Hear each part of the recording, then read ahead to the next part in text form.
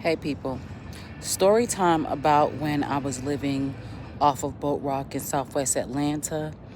I had that 2014 Camaro, and I just kept remembering how my mother kept calling me every time I would drive the car, every time I would leave. She always wanted to know where I was going, where I was at. And I just felt like that was kind of weird because I'm like, why does she want to know where I'm going?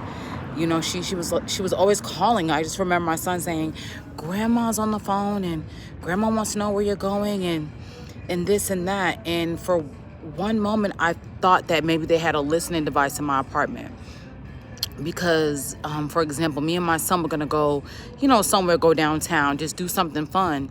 And I remember my sister calling, or she's not my sister, but every time I was gonna do something or go somewhere, her or my mother called for some reason.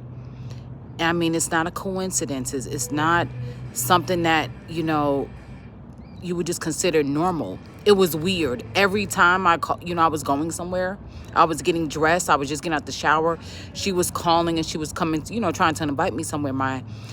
I don't know what to call her, but the lady that Norma has a daughter. Norma has a daughter. Her name is Nicole.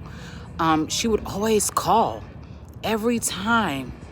Every time I would get out the shower, she would call. Every time I would get ready to plan to go somewhere. And it was crazy because I would tell my son, let's get ready. Come on, we're going to go downtown, or we're going to go here, we're going to go there. And she'll always call, and she would deviate my plans. And she would always want me to ride out to Snellville, Georgia. I don't know if I told you this, but ever since I've been in out here in Arizona, I met two different people from Snellville. A lady when I was at the gym, and a lady the other day when I was at work. She said that she lived out in Snellville. Now, I don't think that's a coincidence. I really think that is somebody out in Snellville that knows that I'm out here. You know what I'm saying? Yeah, this fly flying on me, that is definitely a sign. That knows that I'm out here. And, wants me to know, hey, I'm out here, I'm looking for you. You could look for me all you want. But it's at your discretion. It's at your health and your well-being. But the only people I can think of that lived in, Gwinnett like that was Naomi, her husband TT, and this lady named Val, who I met through this lady at work named Simone, and she was from Barbados.